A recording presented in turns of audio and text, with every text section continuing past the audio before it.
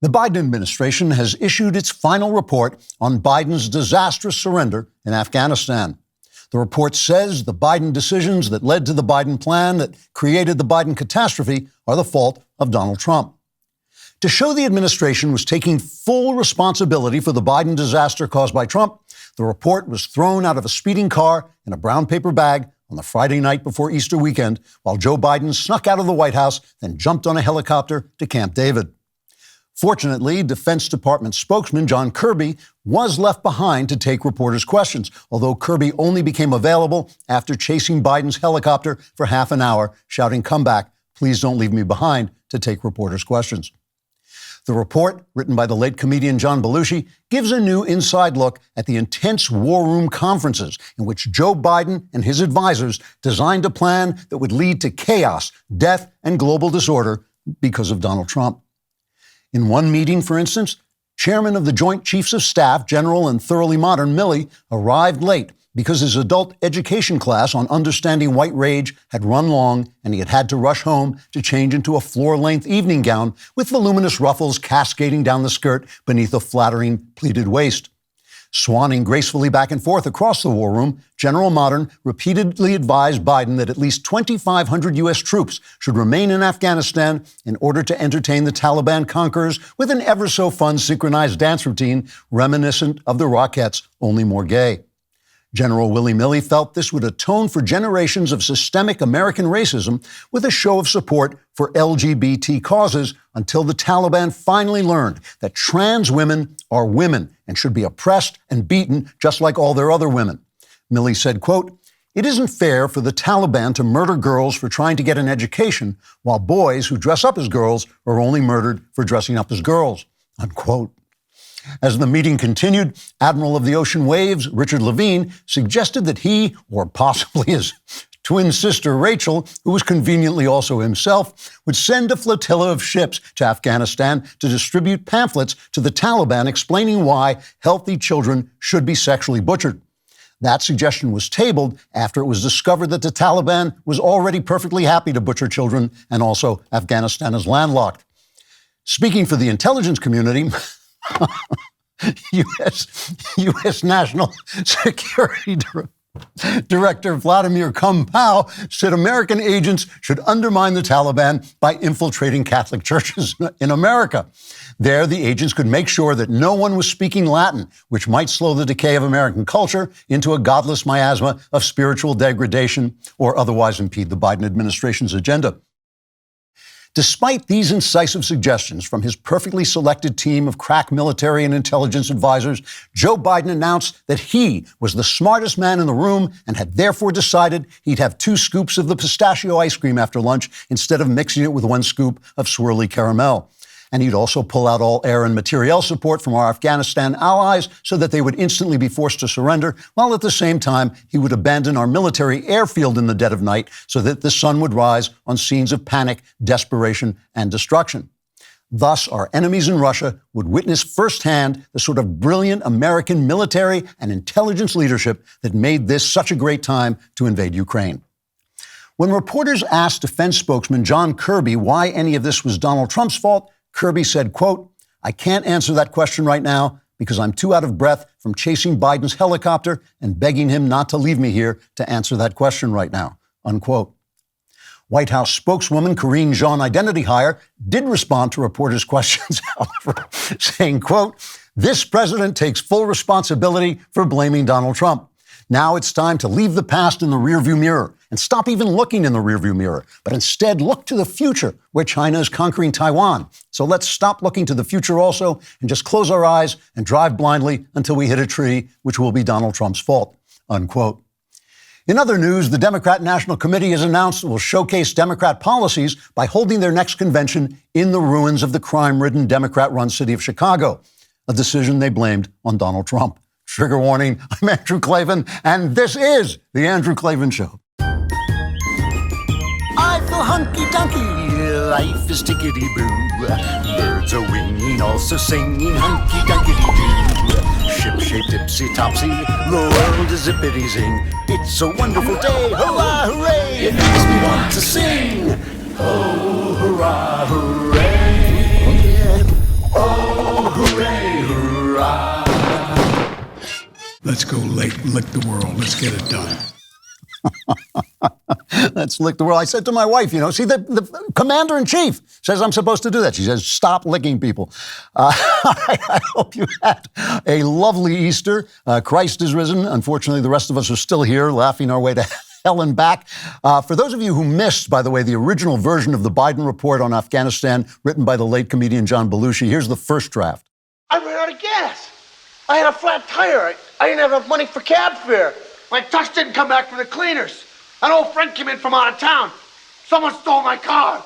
There was an earthquake. A terrible flood. Locust. It wasn't my fault, I swear to God! The Biden administration taking full responsibility for the disaster in Afghanistan. Thank you. I want to say thank you to David DeSerto at the Sheen Center in New York. They invited me. I told you they invited me to come and speak about the truth and beauty, about the romantic poets. And it was a good turnout. I was surprised. I was sitting there talking about romantic poetry, but a lot of people showed up, and it was a really nice event. David did a great job running the interview, and they're a wonderful organization that really talks about art and spirituality in the Catholic context, but not necessarily limiting it to Catholicism, just really doing good work. This is an excellent time, right this minute, while you're thinking of it, to subscribe to the Andrew Klavan YouTube channel. We don't have enough subscribers there. We want to double that number. Just if you haven't subscribed to the Andrew Klavan YouTube channel, just go ahead and do that. You get exclusive content. If you ring that bell, someone you don't know will die, which is great because it's probably somebody you wouldn't like if you did know them. And also, if you leave a comment, and the comment is just absolutely undermines people's self-esteem and, it drives minorities apart and lowers America in the world's estimation, we will read it right here because that's what we do. Today's comment is from Under Shade. It says, be virtuous, be moral, don't give an inch on abortion, don't give an inch on Trump, don't fight to win. Don't fight to win, fight to be moral. What happens if you lose? The country falls further, but you will rise up. Do not sacrifice your eternal soul for temporary win. God will understand if you compromise. He will understand that you were a coward when you should have been courageous. That's utter nonsense, Under Shade. And I assume that that's a leftist trying to tell right-wingers to do the exactly wrong thing. God doesn't want you to lose. God doesn't say anything about politics. He says, render unto Caesar what is Caesar's and what is God's unto God's. And so when you deal with Caesar, you deal with Caesar. It's utter nonsense, utter nonsense. Of course you should win on a board. What do you mean? You're going to go to heaven because you let you let children die because you couldn't win in an election. Some things you win in an election, some things you win in the culture. You fight where you win. Utterly ridiculous. Sorry. But I hope you'll continue to listen while I insult you. Are you looking to stay healthy and feel great? No, you're looking to get sick and feel lousy. But if you want to stay healthy and feel great, one of the best ways to do it is by eating your daily dose of fruits and vegetables.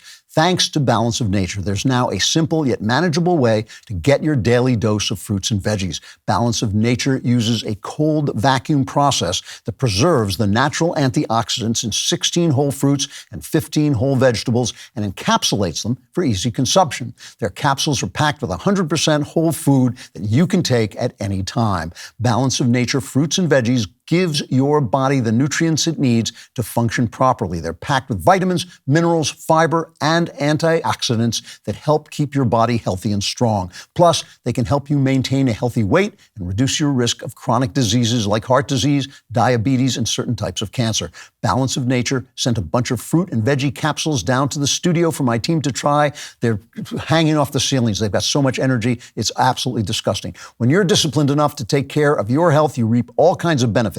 Make fruits and vegetables a part of your daily diet. Your body will thank you. Right now, Balance of Nature is offering 35% off with your first preferred order. Go to balanceofnature.com and use promo code Klavan for 35% off. That's balanceofnature.com, promo code Klavan. You'll feel great just because you learned how to spell Klavan. It's Klavan. Klavan, there are no E's in Klavan. Today, I'm going to talk about morality. It's actually an interesting subject because some people like this fellow can't tell the difference between morality and politics. And I want to talk about why our arguments don't really ring true in the face of leftist arguments that are false, but do ring truer in some ways. On Easter in church, the priest made an offhanded remark that he's very good about not talking about politics. And I really believe that, because I don't believe God tells us which political party to be on. It's the Republicans, but I don't think he tells us. He's got it kind of on a sealed envelope. But, he doesn't tell us how to handle politics, what votes we should put in, or anything like that. We have to kind of find our way. So I don't like it when preachers talk about politics. But he just said one thing as we were honoring the dead from the parish and the dead, who people had honored with their Easter flowers. He said, remember Haley Scruggs, Evelyn Dakehouse, and William Kinney. And those, if you don't remember, are the three 9-year-old children who were murdered in Nashville, in the Nashville Christian school, by a person who thought she was the opposite sex than she actually was. And the priest pointed out that we don't really know their names. We don't remember their names. But we do remember other names. And he didn't use the name, but he described it so you knew who he was talking about. I was talking about George Floyd. The George Floyd has become a household word. There are paintings of George Floyd flying up to heaven. You'll notice there are no photographs of that, but there are paintings. They couldn't get the real picture for some reason. But anyway, you remember Joe Biden talking about his meeting with George Floyd's daughter after Floyd's death. This is cut 3. And I sort of knelt down to hold her hand. I said, Daddy's looking down on you. He's so proud. He said to me then, I'll never forget it, Daddy changed the world. Daddy changed the world. Now, George Floyd was arrested at least 9 times. He went to prison for, I think, 5 years for a home invasion in which he held a gun on a pregnant woman. She had a child. There was another woman in the house, and his friends were ransacking the house while he held her at gunpoint. You can barely find that story online now. They've memory holed it. They're, Google especially. Google really needs to get their stuff together. They need to be forced to play fair. They're too big a monopoly. They have too big a monopoly on information to do what they do. You have to hunt for it. There's all kinds of Snope fact-checking to sort of take down the fact that Floyd was a thug. He was a lost man. I'm not judging him in the face of God. God will make judgments that I know nothing about. But he was a drug addict and he was a violent guy. And they minimized this fact. And the 9-year-olds who were murdered are remembered by the people who loved them, as always on the go, a shining light, an unflappable spirit. But after this transgender person murdered these children and 3 other teachers, I've played this once before, but it's worth playing again. This is what the White House spokeswoman, Karine Jean DailyWire, said, cut 4. Our hearts go out to the trans community as they are under attack right now. So now you all remember the race riots that followed. 25 people died. At least 25 people died in those race riots. Do you know their names? I don't know any of their names. I really don't. And I don't really remember the children at Nashville or those people. Today, some news organizations are memory holing those riots by calling them the 2020 fires, as if the city of Minneapolis just burst into flames, just spontaneously, instead of having Black Lives Matter and Antifa and the Democrats and news media who urge them on, causing those fires, those 25 deaths of names we don't know. And I know you know that 19 children were slaughtered in Uvalde, Texas. Do you know their names? Do you know the names of those people? No. But do you remember what Barack Obama tweeted after those 19 children were slaughtered? He tweeted, as we grieve the children of Uvalde today, we should take time to recognize that 2 years have passed since the murder of George Floyd under the knee of a police officer. His killing stays with us all to this day, especially those who loved him. So when children get killed, we make a martyr of the murderer. When murdered children are forgotten, but a thug like George Floyd is made into a saint, that's a moral problem. That's a moral sickness. This country is having a moral sickness. It is going through a period, a moral miasma, a fog, a thick, stinking fog has settled over our country. And you might say to yourself, I know nobody likes, and none of us like Barack Obama. He's not a good person, but he's not a demon. He's not Satan. And you think, well, how could he say that?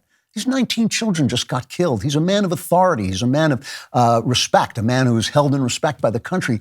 19 children, their bodies weren't even cold. How could he say that? What was wrong with them? How could Karine Jean-Pierre, again, I don't think she's a hack, obviously, but she's not a demon. She's not like, flaming evil. How can she erase those 3 murdered children and those 3 teachers, those 3 people who were doing great work, one of them a janitor on the site, but a beloved guy? How can she erase those people by talking about the transgender people, one of whom actually killed them? There's a reason for it. They're not evil. I mean, they may be doing evil. That's different, but they're not demons, like I said, but they have a theory. Now, not all of them know they have a theory. Not all of them have read the theory, but the theory has percolated up through the leadership, and now they all believe that theory, and they believe the thoughts that emanate from that theory, and that is what they think morality is. So they actually think the evil they're doing, it is a clear evil. There's no doubt about that. There's no doubt about celebrating and defending and making a martyr out of a transgender killer on the day, or it was like a couple days after those 3 children were killed. There's no doubt that that's an evil action and just a demented kind of action. Where does that come from? Well, the theories derive from, they start in theories that came out of Germany in the 18th and 19th centuries that had the idea that now that God is dead, now that we don't believe in God anymore, that morality, we've gone beyond good and evil. There's only this life force that we are representative of. We're sort of almost illusions that come out of this life force, and their powers inside us struggling to win. And there's a will to power inside every living thing, and that's all. One kind of power is fighting another kind of power, and there's nothing moral about it because there's no God. It's just a blind force that comes up through us. And Nietzsche said this. He said, there are no moral phenomena. There are only moral interpretations of phenomena. In other words, crap happens and we call it moral or immoral, but a great mind might come along and turn it around and say something else is moral and immoral. Now, this thought filtered through Karl Marx. It filtered through this insane sadomasochistic pervert, Michel Foucault, other philosophers, and we arrived at this idea that reality itself, as human beings know it, is just a construct of power struggles. It has no reality. The only evil is forcing people to be constrained by those constructs, and the people who are most constrained are the people who belong to groups on an imaginary chart of powerlessness. So if you're a black transgender sadomasochist, you're constrained by random social constructs that don't like black people, that deprive black people of power, that say being transgender is something wrong, that say being a sadomasochist is something wrong. And if you blow away a 9-year-old child, that 9-year-old child is not as hobbled by power as you are. And so the great loss is what has happened to you, how you have been forced by these constraints to become a killer. This is why George Soros doesn't want to prosecute criminals, because there are too many black people in prison. The fact that black people commit a lot of the crime in this country, a disproportionate amount of the crime in this country, and so they get arrested more, that doesn't mean anything, because it's this power chart, and everything is just power flowing back and forth and creating illusions in people's minds that are there to keep the people who have power powerful. Now, the thing about all this is it comes from philosophy that makes sense if there's no God. It all fits together if there's no God. But it does have a premise. The premise is that we are an expression of some blind force. There is no God. So when we don't argue back and say, no, there is a God, we say, oh, no, we can't make our arguments by talking about God. We can't make our arguments about talking about religion because not everybody believes in religion. But does everybody believe that we're the expression of some blind force? They are working off a premise that makes logic out of everything they say, but we're afraid to speak our premise. And more than that, a lot of us don't believe in our premises. So we're talking nonsense and they're not. They're talking sense. Their premise is incorrect, but everything they say grows out of that premise and makes sense, where what we say does not. And you listen to people on the right, they do not want to talk about God. I get letters all the time, I was with you until you started talking about God. We don't want to talk about God because people don't believe and but we don't make any sense. And that's what I want to talk about today and what it looks like in the political world. The days when skincare was just for women are over. Are you tired of dealing with puffy eye bags, dry skin, and wrinkles? Do you want to look and feel your best every day? Start taking your skincare routine seriously. Check out my pals at Genucel Skincare. My coworker Phil loves the Ultra Retinol offered in their most popular package. The guy's gorgeous. The nighttime moisturizer contains a powerful retinol alternative to visibly reduce the appearance of fine lines, wrinkles, and skin discoloration without the irritation of retinol. Genucel's Ultra Retinol helps to exfoliate the skin, which can reduce the appearance of pores and improve skin texture. It can also help to even out skin tone by reducing the appearance of age spots and hyperpigmentation. Say goodbye to fine lines, wrinkles, and even those annoying under-eye bags. Genucel will have you looking 5, 10, or even 15 years younger, just in time for warmer weather. Best of all, Genucel guarantees results in as little as 12 hours or your money back. Don't wait. Visit Genucel.com/Klavan to save over 70% off their most popular package. This package includes the dark spot corrector, as well as their ultra retinol and under eye treatment. Every order subscription includes a luxury gift box with these 3 free springtime essentials, just in time for warmer weather and free shipping. Go to Genucel.com/Klavan, Genucel.com/Klavan. How do you spell Klavan? I know you're wondering. It's Klavan. There are no E's in Klavan. There are no E's in Klavan.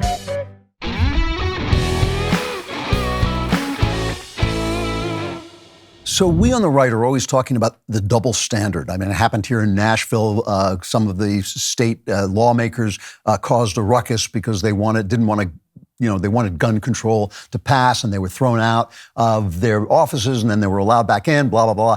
And the press made heroes of them. Now, I thought when you stormed into a Capitol and you disrupted the lawmakers, that was the worst thing you could ever do, because I heard all about January 6th, and that crime is punishable by being arrested without a trial. It's the only thing in America. You can be arrested without a trial and kept in prison for a year before you get a trial. But no, these guys are heroes. And we think, what a double standard. But it's not a double standard. See, this is the thing. There is this imaginary chart of power groups. And if you are on the right place in that chart, you are allowed to do things that other people don't do because they're higher up on the chart. So they have more of this evil power. Now, it's not evil because there is no good or evil, but somehow it's wrong anyway. So that part doesn't make all that much sense. But still, if what you're trying to do is get rid of the force of this power that is creating all these illusions. It creates the illusion of gender. It creates the illusion of good and bad. It creates the illusion of morality, of corruption and not corruption. So they can be corrupt. They can be corrupt. Biden is in Ireland right now, right?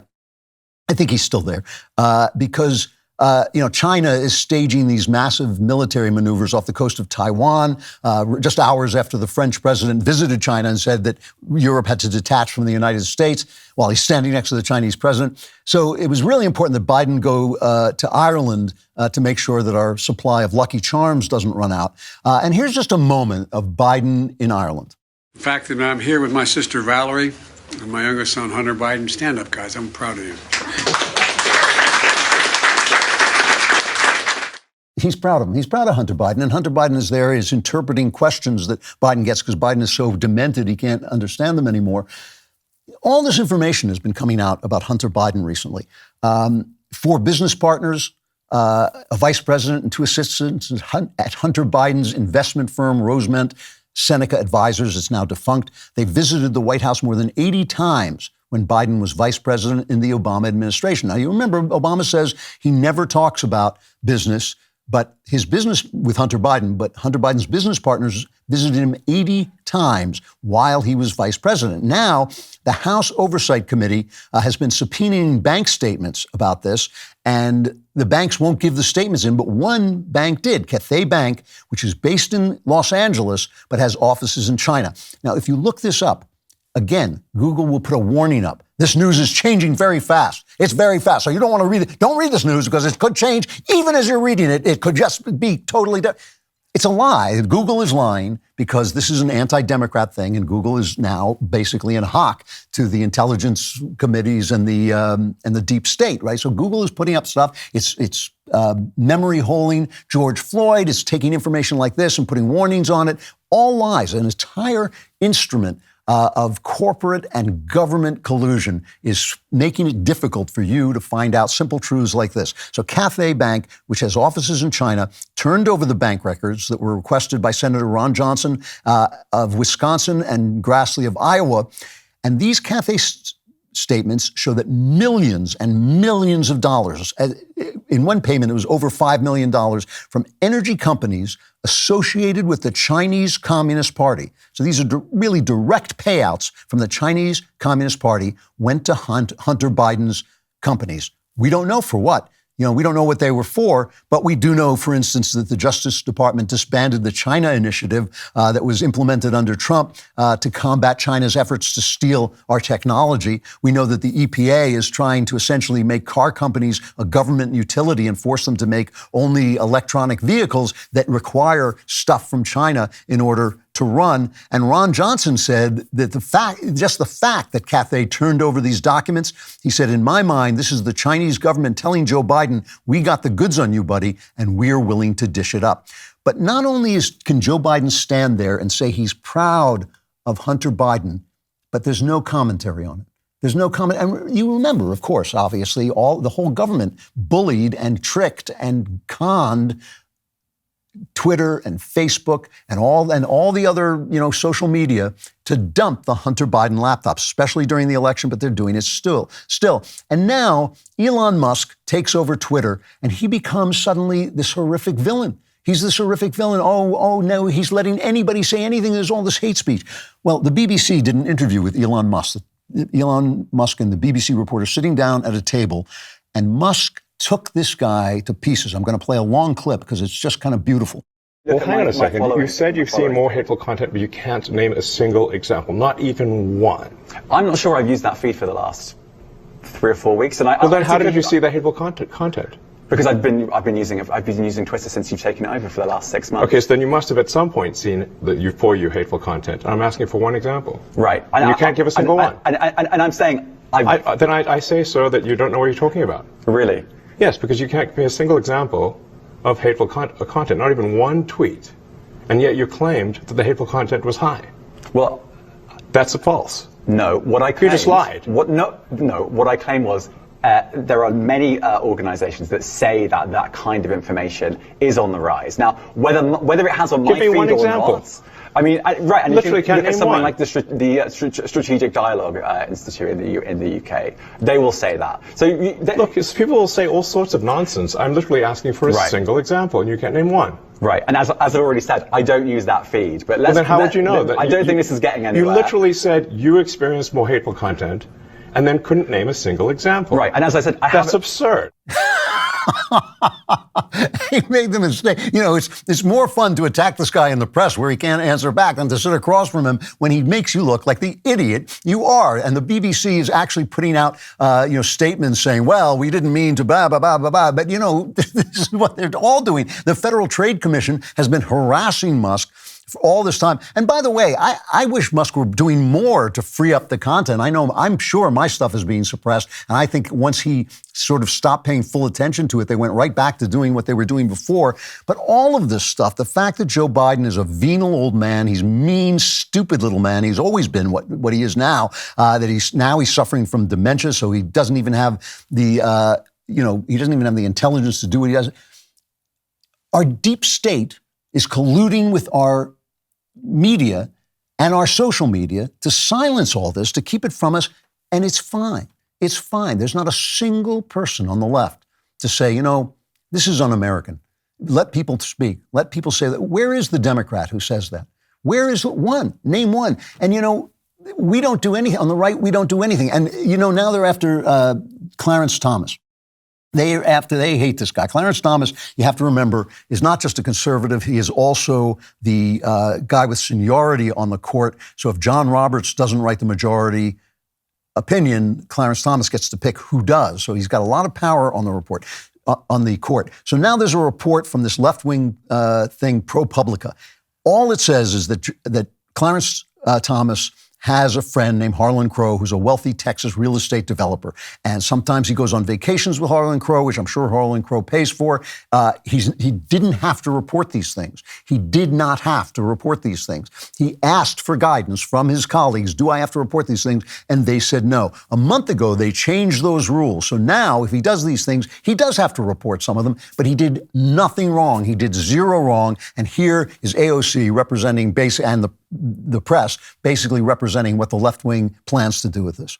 Justice Clarence Thomas, you want him to be impeached after a new ProPublica report this week revealed that he accepted luxury vacations from a Republican billionaire donor without disclosing them. I think that his own statement contradicts many of the facts on the ground and also raises in other ways even more serious questions. Later on in his statement, he stated that the reason and the rationale for this exemption was personal hospitality from an old friend.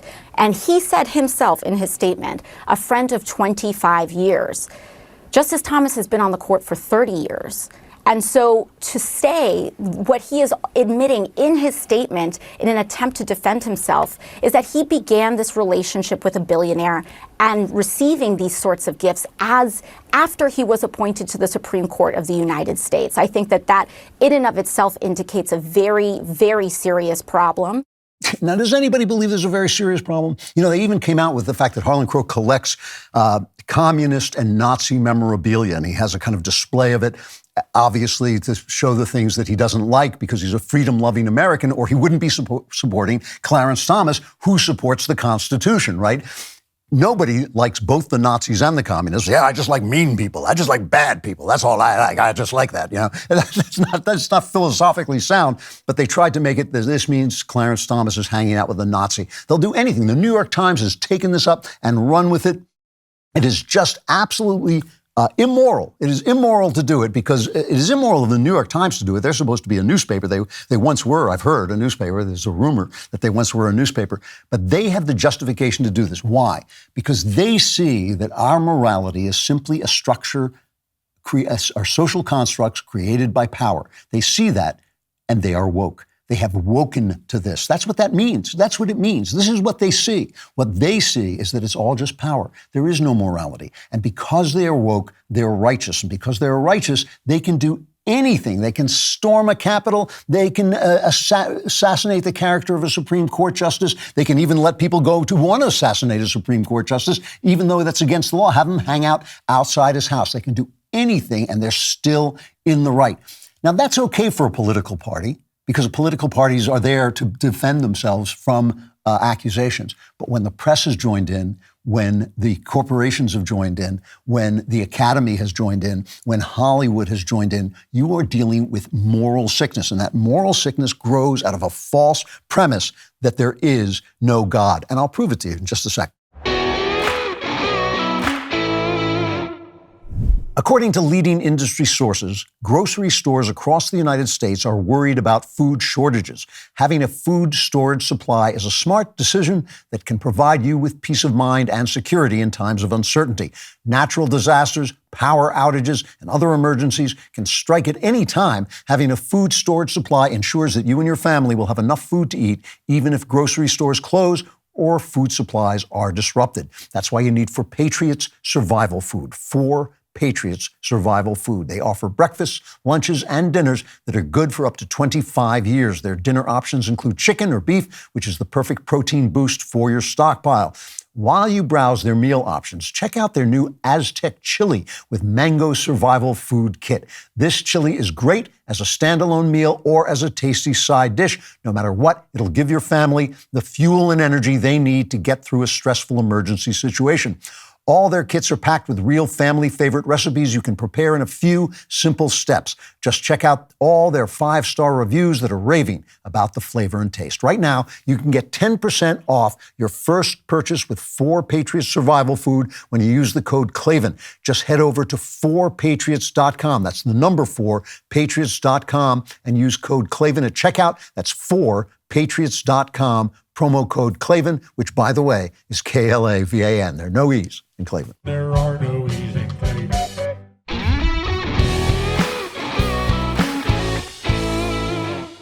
So here is proof that the left knows that their premise is that there is no God, and everything that they believe grows out of the premise that there is no God, but the right doesn't know it, all right? The left knows it, but the right doesn't know it. And this is a serious problem because you can't win an argument if you don't know what you're talking about. U.S. House of Representative Jim Jordan said Monday at least one undercover FBI employee, undercover FBI employees sought to monitor parishioners in Catholic houses of worship to combat domestic terrorism and develop tripwire and sources. They wanted to find sources in the Catholic Church. According to internal documents released by House Judiciary Committee, FBI authorities plan to use churches as, quote, new avenues for tripwire and source development, sending a message that federal law enforcement may be listening while Americans practice their First Amendment right to worship freely. This is chilling, Jordan said in a tweet. He wrote a letter to FBI Director Christopher Wray, pointing out that the agency cited a desire to sensitize congregations in the Richmond area of Virginia to the warning signs of radicalization and enlist their assistance to serve as suspicious activity tripwires. Now just imagine the reaction if they were talking about a mosque. But you can't do it to a mosque because a mosque is down lower on this imaginary power structure that their entire idea of morality is based on. Here is just a quote from Congressman Jordan. Based on the limited information produced by the FBI to the committee, we now know that the FBI relied on at least one undercover agent to produce its analysis, and that the FBI proposed that its agents engage in outreach to Catholic parishes to develop sources among the clergy and church leadership to inform on Americans practicing their faith. Why do you think they want to do that? Why do you think they're targeting Catholics specifically? You know, I know, believe me, I have Catholic and Protestant friends. Put them in a room together. They will soon be fighting about the, virginity of Mary. Believe me, I know all this. But the fact is, the first Christian church, the longest Christian church, is the Catholic Christian Church and the Orthodox. But here in the West, it's the Roman Catholic Church. And everything that Protestants protest and everything that Protestants believe, it all comes from the Catholic Church. That doesn't make them right about everything. I'm not saying that Protestants don't have a point. I'm not saying that Protestantism isn't a legitimate religion. I'm just saying that the source of so much of what we talk about and what we think about as Christianity is Catholicism. That's where they're going after it. Do we understand that that's what we're defending? Do we understand that these institutions mean everything? If we lose these institutions, we lose everything, the church. It's not just the church. It's the fact that without institutions, you can't fight. You can't fight the power alone. You simply cannot do it. One man cannot stand up against the government, the corporations, the academy, the media. It's not going to do anything unless you have institutions on your side over the long term. Maybe one man can win some victories, but ultimately you have to have institutions behind you. The Wall Street Journal has a piece. They have a Houses of Worship column that every Friday comes out and talks about religious issues. This is by two lawyers, Nicole Garnett and Meredith Kessler. And they say, Walter Reed, I don't know if you heard this story, Walter Reed National Military Medical Center wrote a letter last week to Holy Name College, a community of Franciscan priests that has provided pastoral care to hospitalized service members for 2 decades. Okay, so these are priests who come in and they give, last rites or whatever, communion to wounded military, sick military people, or just comfort and pastoral care to them. They get a letter from Walter Reed National Military Medical Center saying cease and desist right at Easter. The group had continued to minister into Holy Week after the government didn't renew its contract, opting instead for what the Archdiocese of the Military Services described as a secular defense contracting firm. So they have dumped these priests, and that means that there will be insufficient access to Catholic sacraments for Catholic troops and veterans. Okay, maybe there's some reason behind it, but there's not, because this is part of a broader regulatory push. It's called, they give it these great names, Partnership with Faith-Based and Neighborhood Organizations. Sounds nice. That sounds nice. They want to force religious groups. This is the Biden administration adding regulations. These are not laws. These are regulations, right, with the force of law. Biden wants to force religious groups to participate in federal hiring guidelines or lose funding. So if you're a Catholic group providing soup to the homeless, but you refuse to hire an atheist gay person because they don't represent your religion, then the homeless can go hungry. Screw them. Screw the homeless. Well, they're not as far down on the ladder as gay people. Gay people are oppressed. They also want to remove protections from student religious groups who want to make sure that only people who share their faith can join the club, right? Because you don't want people coming in and undermining your religious club. You got together to share your religion. You don't want people coming in and saying they don't believe it.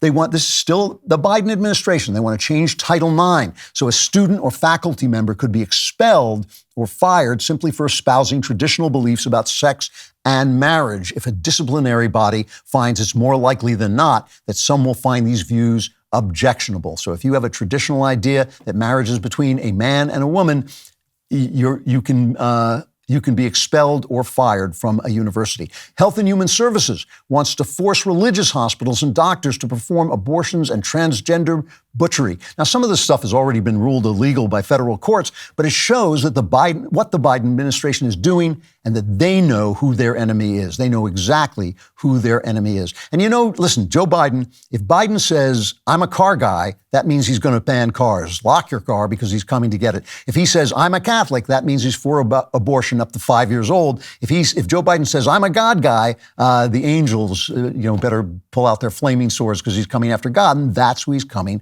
after. Meanwhile, Luke Rosiak is doing a series here at the Daily Wire showing that deep red states don't elect deep red legislatures. South Dakota, North Dakota, Idaho, and Oklahoma are all more than 80% Republican controlled, but their brand of legislating ranks among the least conservative in the country at 36th, 37th, 31st, and 35th. The restraint that many Republicans show stands in contrast to the behavior of Democrats in places like Virginia, who briefly took over both chambers in 2019 and immediately began ramming through far-left legislation despite the narrowest of mandates. We see this again and again. I don't need to tell you this. I mean, has a Republican leadership ever done the kinds of things that Joe Biden is doing, the kind of far left things that Joe Biden is doing? I get letters from liberal friends. You conservatives, you're all radicals now. They don't notice that Joe Biden is the most radical president we've ever had. This administration is the most radical administration we've ever had because the minute they have even a narrow majority, even a tie in the Senate, they go full bore and we don't. Why? Because they believe what they believe and we do not. Conservatives misdiagnose the problem. They say they fight dirty. We have to fight dirty. They're not fighting dirty. They're not by their philosophy. They're not. They are following their moral philosophy. Their moral philosophy is based on a premise that there's no God, that everything is based on power. They are following their philosophy. They don't have a double standard. They're not acting immorally. According to them, they are doing exactly what they are supposed to be doing. Are we fighting morally? See, we don't have to fight dirty. We have to fight right.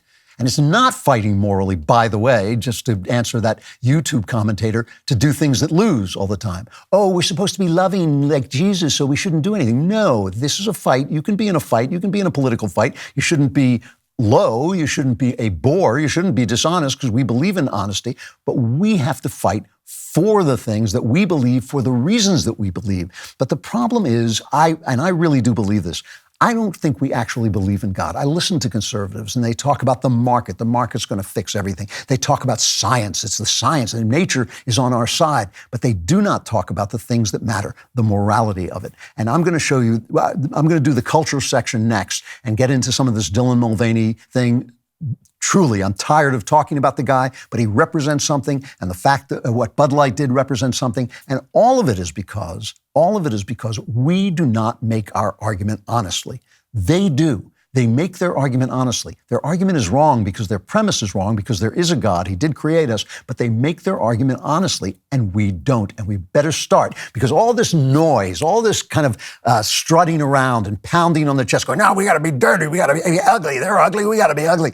That's not going to get you anywhere. You're going to lose that fight because they're doing it with a clean conscience, and you won't be, and you're going to lose. I'm telling you, I will show you in just a minute why we lose the fight over transgenderism when it's so obvious that they are wrong and we're right. There are certain things in life that you do to protect your family. You get life insurance, you save for a rainy day fund, and you write a will. Epic Will isn't for people who are already wealthy with a massive estate. Those people need an attorney. Epic Will is for people who are building their estate. It's for people who are just getting started. Epic Will provides a simple and secure platform to create a legally binding will in minutes. Their user-friendly interface allows you to easily customize your will and ensure that your assets are distributed according to your wishes.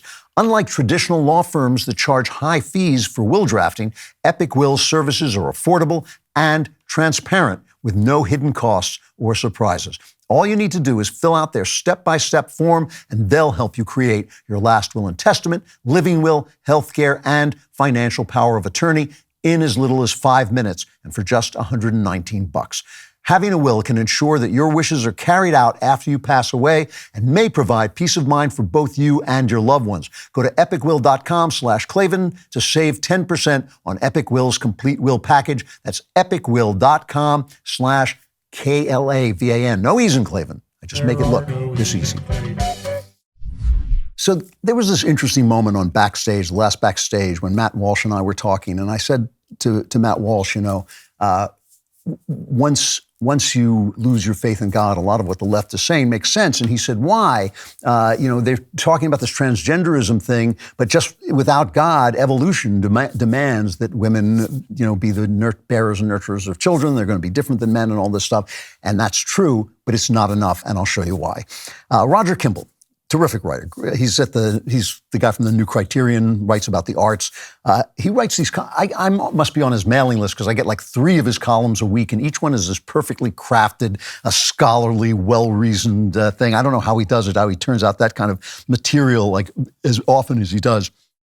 But he wrote this one that referred back to George Washington's famous farewell address, which was drafted originally by James Madison, then edited somewhat by Alexander Hamilton, and it was published. He never delivered it. Washington never delivered his farewell address. It was just published in a newspaper. Now, I'm a big Washington fan. I'm a big believer that this country has lasted as long as it has because of Washington, because Washington as a figure made us ashamed to do anything but what Washington did. He was a virtuous man. His demeanor and his courage under fire and his commitment to common sense and his commitment to liberty just impressed itself on the nation and just made everybody sort of say, well, I can't do that because Washington didn't do it. His speech, this farewell address, is read every year on the Senate floor. It's hilarious. In Washington, D.C., you can find yourself in Washington in the Georgetown section, named after George Washington, on what was once Washington Street, looking at the Washington Monument. I mean, George Washington made an impression. Now, in Kimball's article, he laments the fact that Washington's wisdom from this speech is lost. He warned against power hunger. He warned against foreign wars and getting involved in foreign wars. He warned against factionalism, party loyalty. He warned against getting into debt. And like I said, the speech is read every year on the Senate floor, but obviously the Senate and the House are no longer following the warnings that Washington put forward. But I want to settle on just one of those warnings, right? Because that's what I'm talking about today. And I just want to show you what Washington said and why I think it is one of the wisest things any American has ever said, and why I think forgetting it has cost us so much of our country. He said, of all the dispositions and habits which lead to political prosperity, religion and morality are indispensable supports. In vain would that man claim the tribute of patriotism who should labor to subvert these great pillars of human happiness, these firmest props of the duties of men and citizens. So we're talking about all those regulations that Joe Biden wants to undermine religion. We're talking about the FBI spying on the Catholics. He says you cannot call yourself a patriot if that is what you're doing. The mere politician, equally with the pious man, ought to respect and to cherish them. A volume could not trace all their connections with private and public felicity.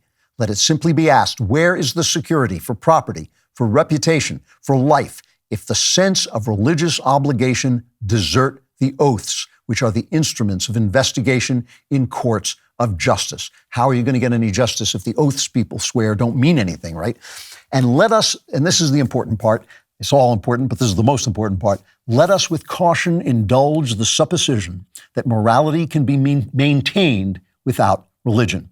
Whatever may be conceded to the influence of refined education on minds of peculiar structure, reason and experience both forbid us to expect that national morality can prevail in exclusion of religious principle. And just because that's old-fashioned language, what he is saying is no matter how sophisticated you are, no matter how well-educated you are, you cannot expect national morality to continue if you take away religious principles.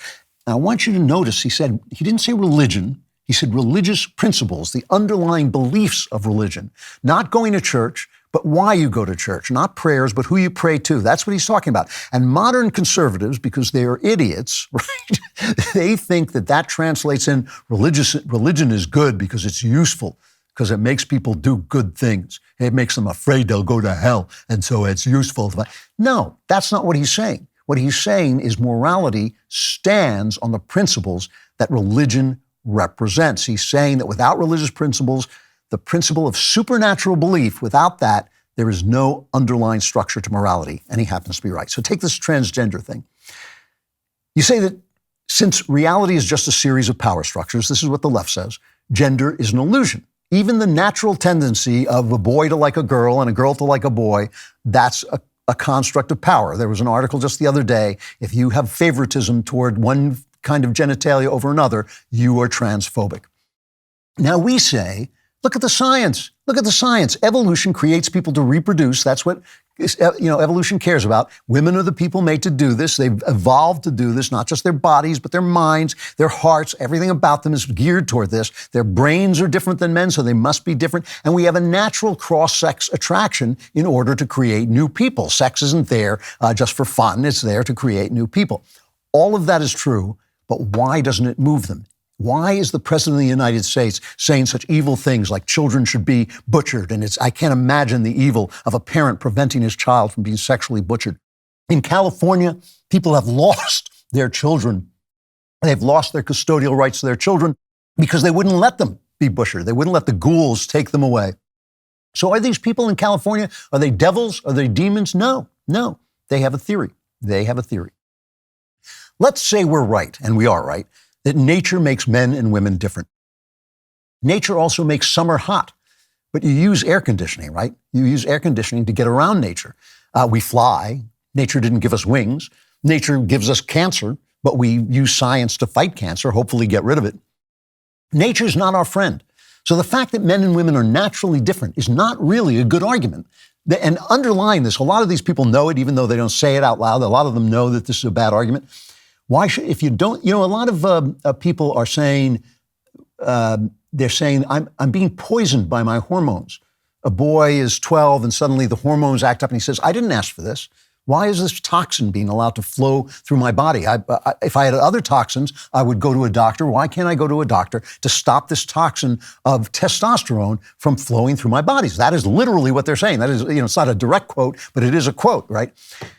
Now, this week, I did a video because these guys torture my producer, Danny, tortures me, making me watch this stuff, where I watched Dylan Mulvaney endorsing products. And I watched this Bud Light commercial that he was in. Take a look at this for a minute. Hi. Impressive carrying skills, right? I got some Bud Lights for us.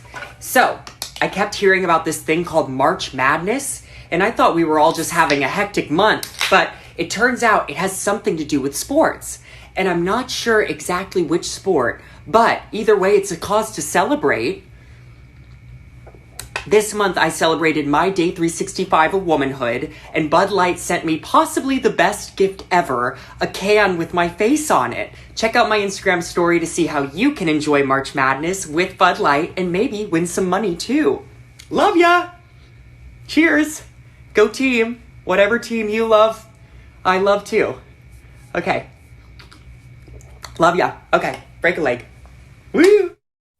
So I was looking at this, doing this video, and I thought, he's not being a girl. He's playing a girl. He's performing a girl, right? I mean, my wife is the most feminine person I've ever met. She doesn't know anything about sports. She doesn't talk like that. You know why? She's a grown woman. She's a grown lady who likes lady things, just like I'm a grown man. I like man things, but I don't walk around and say, yeah, I like sports. I'm an intelligent human being. I'm a sophisticated human being. I like sports because I'm a man. She doesn't. She's a lady. She's not a child. She doesn't talk like that. Most girls, by the way, know what March Madness is. I'm informed. But still, I was just talking to Candace out in the hall. She said, all girls know what March Madness is. But that isn't even the point, though, because he's talking like a child.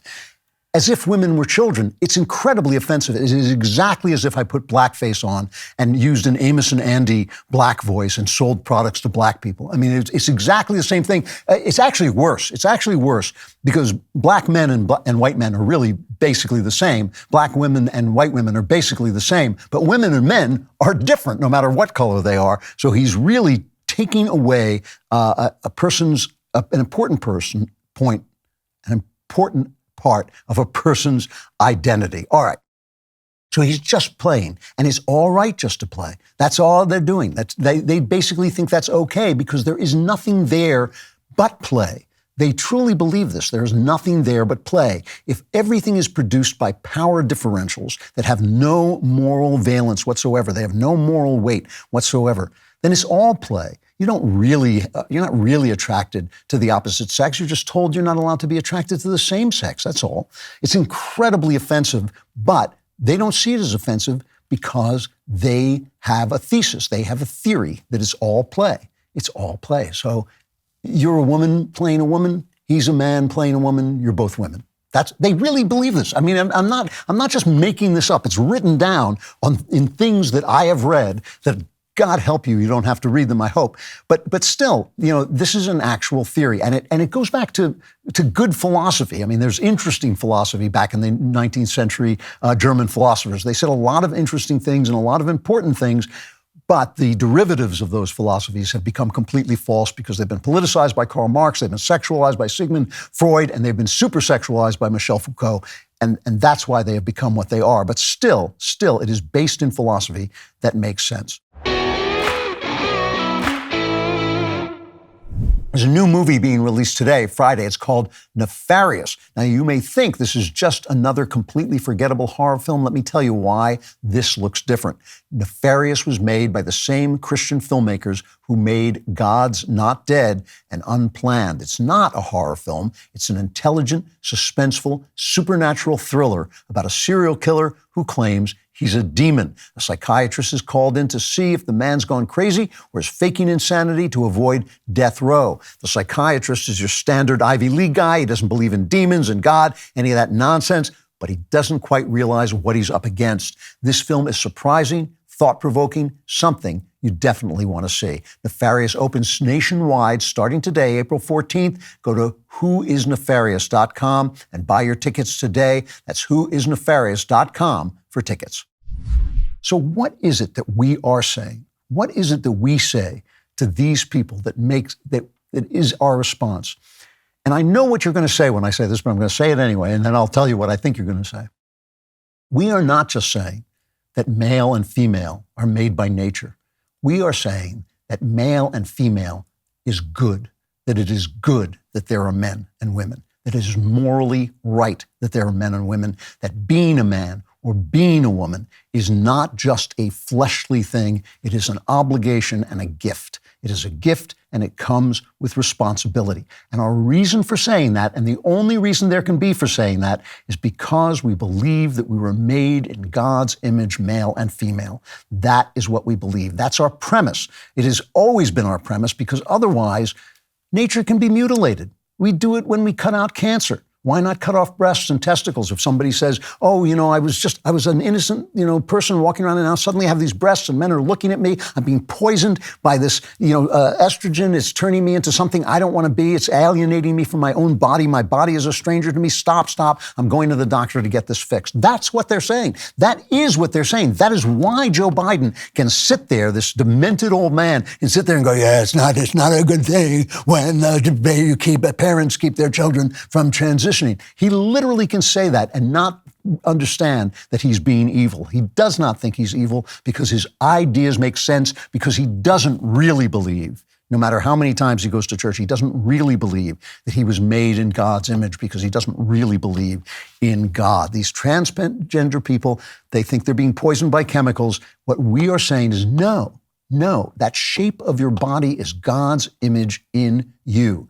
And yes, we understand that there's tension between body and spirit. nobody is all woman or all man. Nobody is all masculine traits or all feminine traits. It's a preponderance. It's a leaning toward a way of being. And if there's tension, and there always is some tension, but if there's great tension, it's entirely possible that settling that tension spiritually is what you're meant to do. That life is a spiritual business. It's entirely possible that working out that tension is the way you're going to go forward into the best person you can be, the person you were made to be. Women don't have to be little powder puffs, and they don't certainly have to be what that guy is pretending they are.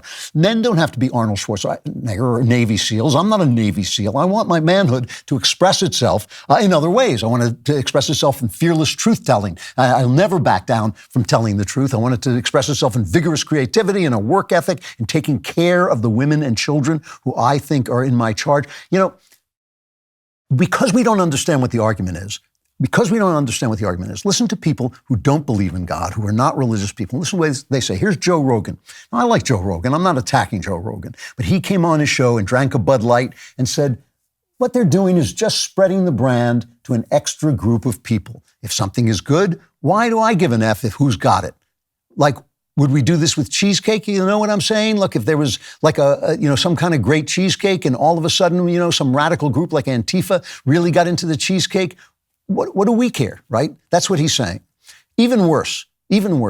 Here's I think an incredibly dishonest attack by Jon Stewart, the comedian. He's talking to Oklahoma State Senator Robbie Suave, right?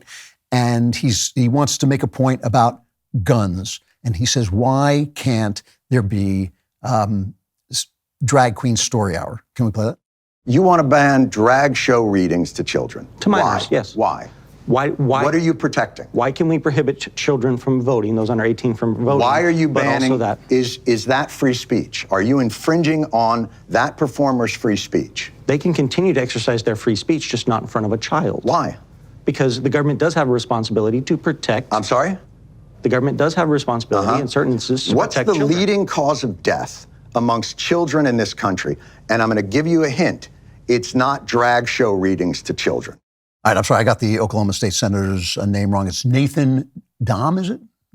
Nathan Dahm.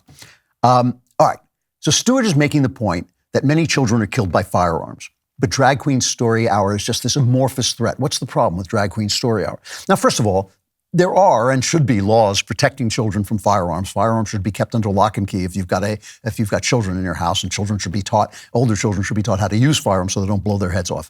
All that is fine. The government does have a right to protect children from firearms. But the larger point is this.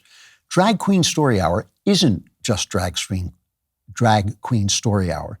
It's preachment. It is preaching. It's exactly the same as a priest saying we want to have priest story hour where the priest comes in and reads a Christian text to children. Try doing that in a public school, okay? This is a preaching. The drag queen is an expression of the philosophy I've been talking about, that it's all play. You're a woman who wears a dress. You're just a woman dressing up as a woman. You're just a person dressing up as a woman. So's a drag queen. There's no difference. There is no difference. This is actually the philosophy. I am not making this up. This is the philosophy. So what Jon Stewart is saying is utterly false. We don't want our children to see this because we believe it is good they are boys and girls, that they are made in God's image, male and female. This is what you believe, whether you want to acknowledge it or not, because there's no other argument for what we're saying. There is no other argument. We say, well, it's nature, but nature is bad as well as good.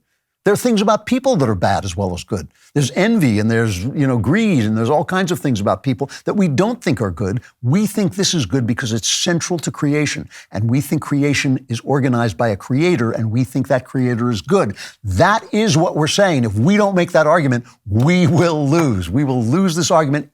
All we're depending on now is a natural disgust at cutting children up. That's what we're basically doing. It's just custom that is keeping people on our side at all. It's only custom. It's only the fact that no one has ever done this before. They'll get used to it. You'll be cutting up children right and left. You'll be cutting them up when they're 5. You'll be cutting them up because mom didn't want a boy. She wanted a girl, so cut them up now. All of that stuff will happen if we don't make the argument and stick to it and show that it's right. And you say, well, they don't believe in God. Well, I don't believe in blind forces that create humanity, okay? So their premise is just as much an axiom, an unprovable axiom, as my premise. My premise makes more sense. It makes more moral sense. It makes sense of the world better than theirs does, and it actually explains science a lot better than theirs does too. We don't want our children seeing a drag show because we think it's good that they're male and female, and we don't want them to be confused about that, right? We want our kids to learn. Listen, we think that there's a purpose to being a human being, right? This is the thing. We think we were made with a purpose. God made us in his image, male and female, and he wants us to express love through that connection. And by the way, please don't take this as an attack on transgender persons. It's not. It's not an attack on homosexual persons. Mind your own business. They may have another way to God. I don't know. They're not my problem. They are not my problem. They're not your problem. They're only your problem when they come in after your children. They're only your problem when we say they have rights to get married when we know marriage is between a man and a woman. This is the problem. It's the philosophy. It is not the people. I'm not preaching against people. I am preaching a system of life that actually believes that we are modeled on something. We come from someone. C.S. Lewis has this wonderful quote. I'm sure I've read it before, but he says the first qualification for judging any piece of workmanship from a corkscrew to a cathedral is to know what it is, what it was intended to do, and how it was meant to be used. Now, that seems to me simple common sense. You cannot tell whether something is good unless you know what it's for and whether it's doing what it's for. It seems to me that we were made with a purpose. That purpose is to come close to God in love. Our purpose is to become part of God's vine, a branch of his vine in love, and to bear his fruit, which is love. And I'm not talking about erotic love. I'm talking about agape love. I'm talking about love of neighbor and love of God. And you can't love your neighbor like yourself until you love yourself, and you can't love yourself until you accept yourself as you were made, as you were meant to be, as you were meant to be. I don't think God makes any girls who are meant to be boys. I don't think he makes any boys who are meant to be girls. He does create tension between our bodies and ourselves, and that tension is meant to be worked out in love. And, every marriage brings together these two kinds of people into a whole. And in that whole, I think we become a little bit like each other. I think that's a good thing. I think we take on, we get to see through our wives' eyes. We get to see through our husband's eyes. We get to see completely because we are only made half. And again, this is not a judgment on anybody else because you know what? That's the other thing God told us not to do, is not to judge people. He really meant it. He wasn't kidding around. It was the word of God for a reason, because when he spoke, he meant what he was saying. It has nothing to do with that. It has to do with the purpose of being us. Most people, the vast number of people, are made to be straight, are made to marry the opposite sex. And in that, we think it is good that they do that. It doesn't matter what the rest of the people do, and let them find their work out their own salvation in fear and trembling. What I'm talking about is the vast majority of people. Our civilizations are built on the production of children. Our whole way of life is built on the fact that these two people come together and children are made out of them. If we don't believe in this, if we don't believe that this is good, we got no argument. We have got no argument. They have worked this out really well. They have worked their philosophy out over a century. And we have 2,000 years of philosophy that we have simply left behind because we think it's old-fashioned. It's not. It happens to be the truth. Hiring used to be really hard. I mean, look at the people who do this show, right? Sorry. What happened in the old days is you post your job on multiple sites, hope the right people see it, and then wait for them to apply, and then this is what you get. The same goes for finding a job. You upload your resume to every job posting site and comb through never-ending lists of jobs trying to find the right position for you. Well, Now you've got ZipRecruiter. It's the best place to find the right position, or if you're an employer, it's the best place to find the right person to join your team. ZipRecruiter helps you find the most qualified people for your roles fast. Right now, you can try ZipRecruiter for free at ZipRecruiter.com/Klavan. ZipRecruiter's matching technology helps you find the most qualified candidates for a wide range of roles. See a candidate you like, you can easily send them a personal invite so they're more likely to apply. Their user-friendly dashboard makes it easy to filter, review, and rate your candidates all from one place. See why even the most prestigious businesses count on ZipRecruiter. 4 out of 5 employers who post on ZipRecruiter get a quality candidate within the first day. Go to ZipRecruiter.com/Klavan to try ZipRecruiter for free. Again, that's ZipRecruiter.com/Klavan. ZipRecruiter, it's the smartest way to hire. If we had used ZipRecruiter, we'd have somebody who would explain to you how to spell Klavan, but now I have to do it. It's Klavan.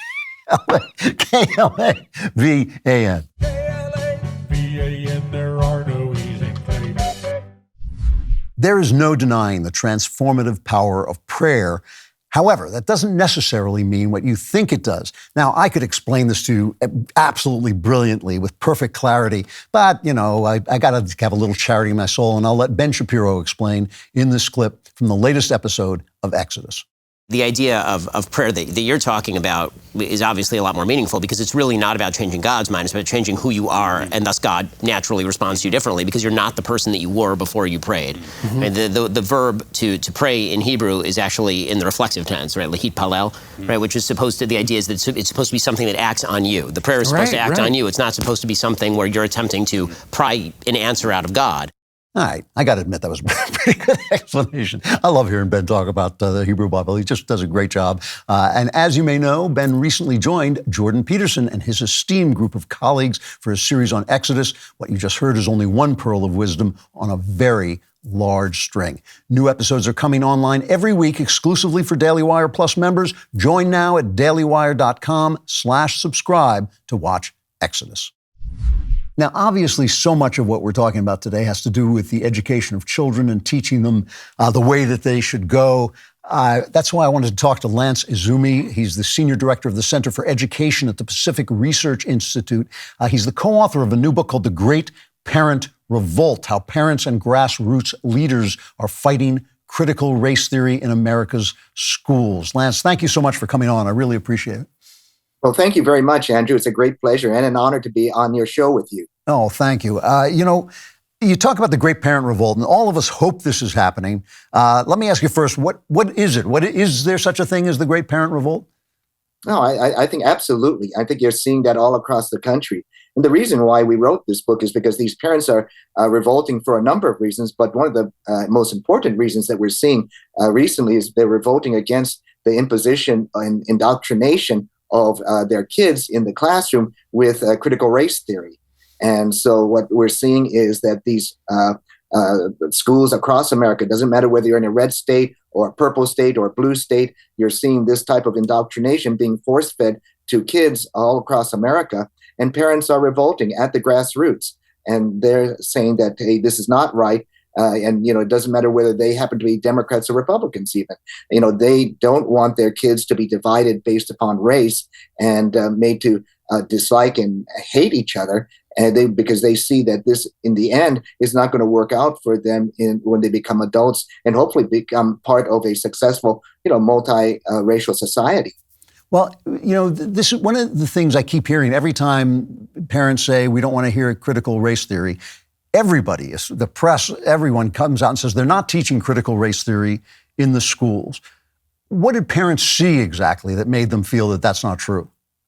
Well, I think, first of all, we need to understand what critical race theory is, regardless of what the left labels it as.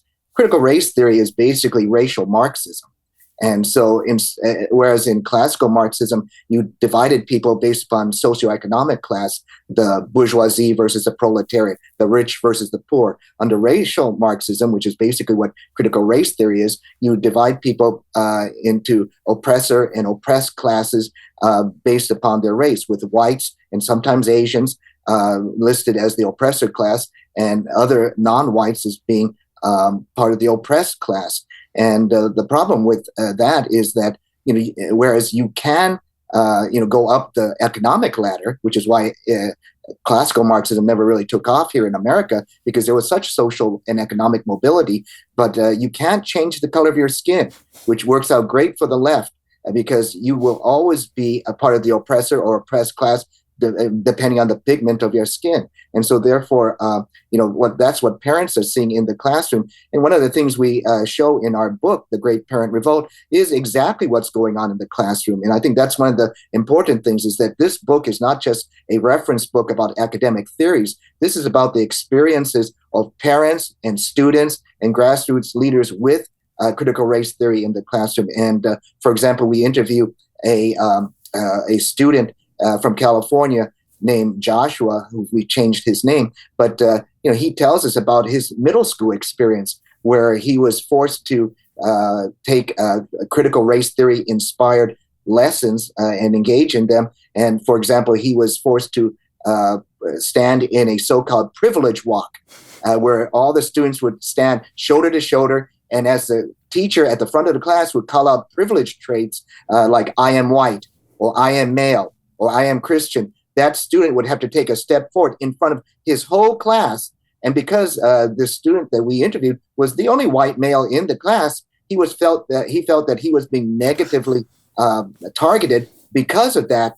And he felt like he wasn't in a classroom anymore. He said he felt like he was in a criminal lineup instead. And so that's what you're seeing in these classrooms. And regardless of what the left calls a exercise like that, it's just plain evil and wrong to make children engage in that. So parents, we've seen parents locked out of school board meetings. We've seen them investigated by the FBI. We've seen them intimidated by huge government agencies. This incredibly un-American assault on the right to do what you will with your own children and make sure you have some control. What are parents doing? Or you call it the book is called The Great Parent Revolt, How Parents and Grassroots Leaders Are Fighting Critical Race Theory in America's Schools. How are they? Well, they're engaging in all kinds of different activities. I think that what's important for folks to understand is that the people we profile in our book are basically ordinary American parents who are actually doing extraordinary things because of what their kids are facing in the classroom. For example, we profile a Rhode Island mom who wanted to know about the critical race theory curriculum in her daughter's classroom, and she was being stonewalled by the district. And so when she kept pressing, the principal said, well, why don't you file a public records request? Well, they didn't know what they were getting into, because she ended up filing not 1 or 2 or 10. She filed 160 different public records requests. And in response, the district threatened to sue her for filing so many public records requests. But they eventually backed down, because she eventually got legal counsel and said that you cannot do that, especially against somebody you told advised to file those requests in the first place. So parents across the country are filing those requests. They're also forming organizations. Like you're seeing these new parent organizations just explode all around the country, like Moms for Liberty. We interviewed the co-founder of Moms for Liberty for our book, The Great Parent Revolt. And it went from, just a few parents to 200 chapters across the country in all states, virtually all states across this country, with nearly 100,000 members. There are other organizations such as No Left Turn in Education, Parents Defending Education. All those sorts of organizations are up. Also, too, you're seeing parents are running for school board, and they're actually winning. And that's really an amazing thing. We profile some parent school board members who have won their elections. We profile a fellow who started a political action committee simply to help parents run for school boards to fight critical race theory. And they have flipped school boards that have been pro-teacher union majorities to pro-parent majorities all across this country. And finally, the last thing that parents are doing is they're suing. They're suing to prevent their kids from being persecuted in the classroom. And one of the people we profile is an African-American mom who was low income, disabled, mother of 5 kids, a widow, and her kid was being prevented from graduating from a high school because he refused to engage in a critical race theory inspired lesson. Wow. And because of that, he took his stand. They withheld his high school diploma from him. And she said, this can't be. So she sued in federal court and forced the school to back down and give him that diploma that he should have had in the first place. How much of this is backed by the teachers' unions? I mean, once you take over a school board, do you have the power that you need, or are the teachers still going to teach this stuff regardless? Oh, no, it's totally backed by the teachers' union, Andrew. It's part of the education deep state. It's not just the teachers' union, but the teachers' union are a big part of that. You listen to any of the major teachers' unions, whether it's the American Federation of Teachers, the National Education Association, they're backing this stuff in its various guises. And so it's not only just critical race theory, but critical race theory often comes in under the disguise of diversity, equity, inclusion, and some other types of euphemisms, but it's basically the same thing. And so the teachers' unions, the bureaucracies, oftentimes the district leadership, they're all backing this stuff. And so, and it also this university schools of education that are teaching the prospective teachers are backing this stuff. So, it's unsurprising that, you have teachers who are just swallowing this thing hook, line, and sinker. I'm almost out of time, but just one last thing. You talked to a lot of people. These are personal stories in this book, The Great Parent Revolt.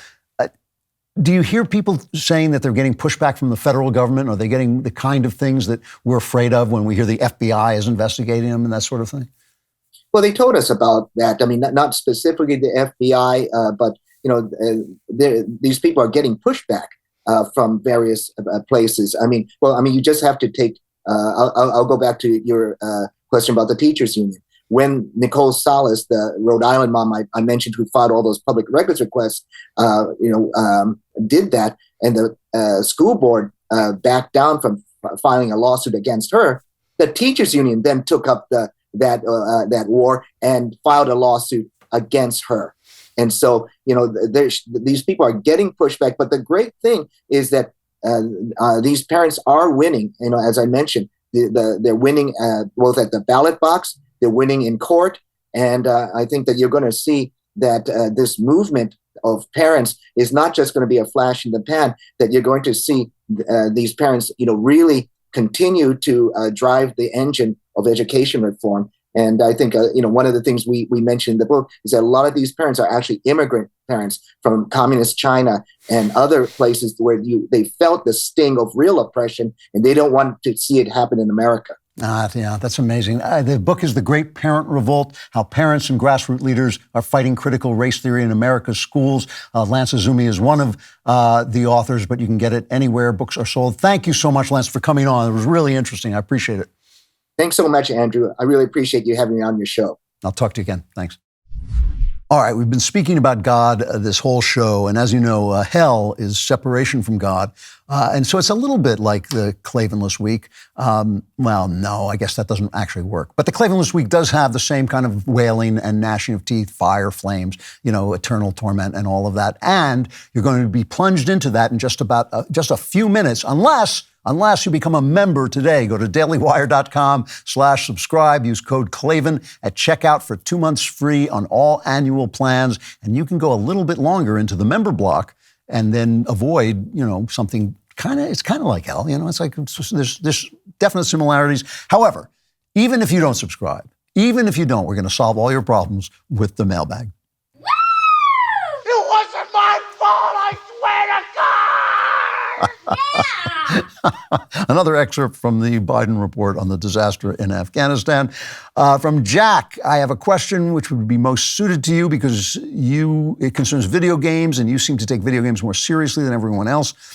My question is, do you think that an addiction to reading could be as bad as an addiction to video games? I have classmates who spend all their spare time reading, and they seem to get a more positive response from teachers, parents, etc., than me and my friends who will spend most of our free time playing games instead. I realize that reading is more classical than gaming and that it is easier to learn from reading than from games, and my father has told me that there is no replacement for reading, even if it is just for pleasure. What is your opinion? Thanks. Your father is right.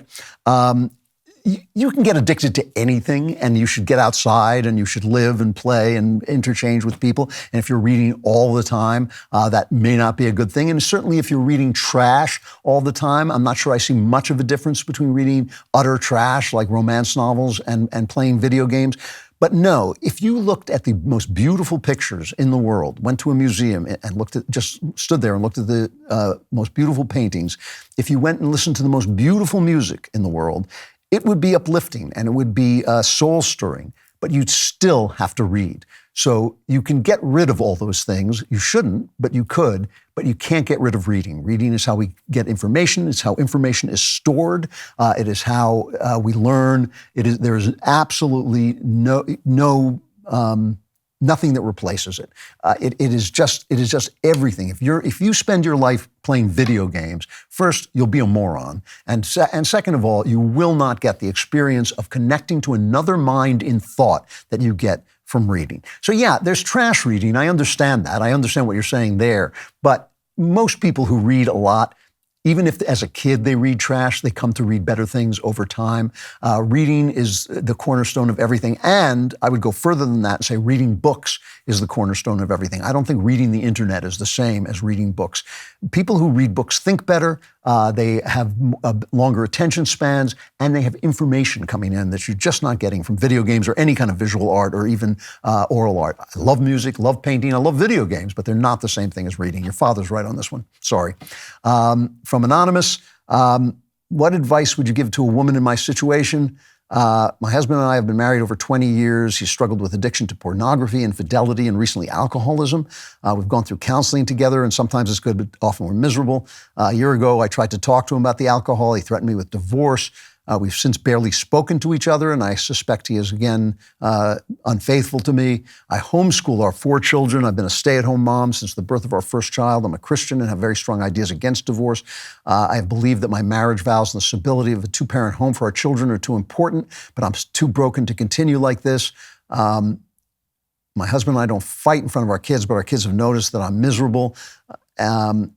You speak frequently on your show about the beauty of women. I'm not beautiful, and I can understand that my husband longs for physical beauty, but I cannot justify his infidelity. I'm going through this very quickly. It's very long. Faithful and loyal to my husband. He was my best friend once. I work hard on our home. I've prayed and fasted and prayed some more for healing. I'm completely dependent on him for financial support. If I were to leave him, I would no longer be able to continue teaching my children. I'm stuck in indecision. Some days I look at my husband and I feel that he has checked out of our marriage completely.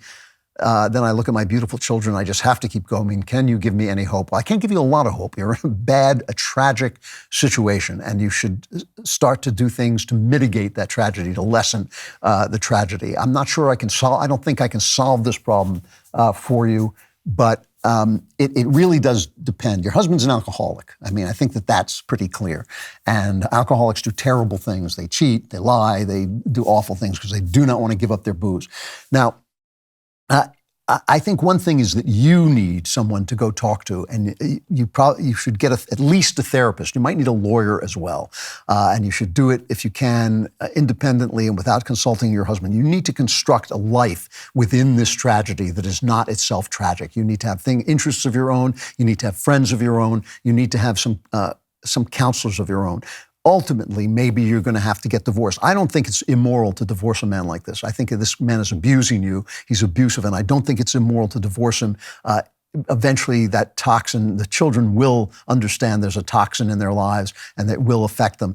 But I think that you have to build first a world inside this world. If you can't get away, the only reason I say it is practical, because if you can't get away from him without losing all your financial support, then he has a lot of power and he may get the kids away from you or fight to get the kids away from you. You just don't know how he'll react. But you have got to get some therapy for yourself outside of him, and some counseling that is directed toward you so you can understand your situation and create inside that situation a place where you can live and hopefully get out of it eventually, because I think this marriage is over. He's not being a husband, and I'm really sorry for you. It's a tragic situation.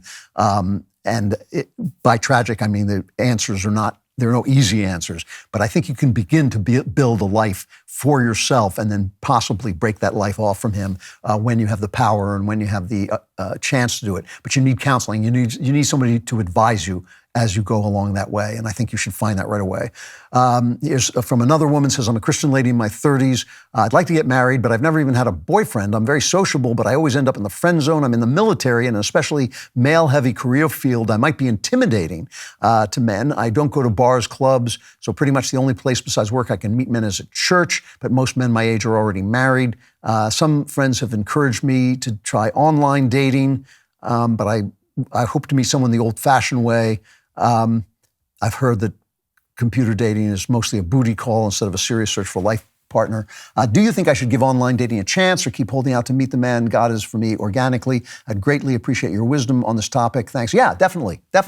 But go to an online dating thing that's not a hookup thing, right? You don't go to Tinder or whatever it is that they're doing now. You go to a Christian dating thing that makes it very clear that you want a serious relationship and that you're not going to be anybody's hookup or booty call. That's definitely, you should try it. It's just a modern way to do these things, and I know a lot of people who've met that way, and so why not? At least try it. If it's awful, it's awful. Don't do it. But be careful and make sure you vet people before you go. But try it definitely. Hey, Andrew, my family and I are very conservative. I've even managed to keep my 2 teens conservative. We're in California. My question is, do you think California can ever turn red again? If not, why? If yes, what would it take? P.S. You always make my kids giggle when I'm listening to you in the car. It's possible. It's a really long fight, and it's what I was talking about last week. You've got to take political action. You've got to fight in each borough, whatever district you're in, fight for that congressman. You got to do small things. You're not going to do it overnight. I have friends there who are working on it and trying to do it, but you've got to stay away from the big move and do the little thing where you build organizations, build right-wing conservative and Republican organizations that can bring the support that candidates need, and make sure you hold those candidates to account. When Larry Elder went in there, he took all the air out of the room and he ran a national campaign and he lost, and that was a mistake on Larry's part. You've got to fight the fight that you're in and take it back California one little step at a time. All right, I'm going to end there for people who are not subscribers. If you are a subscriber, come to Member Block, and we have more to go. If you want to become a subscriber, go to dailywire.com/subscribe. Use code Klavan at checkout for 2 months free on all annual plans and for more time away from the Klavanless Week.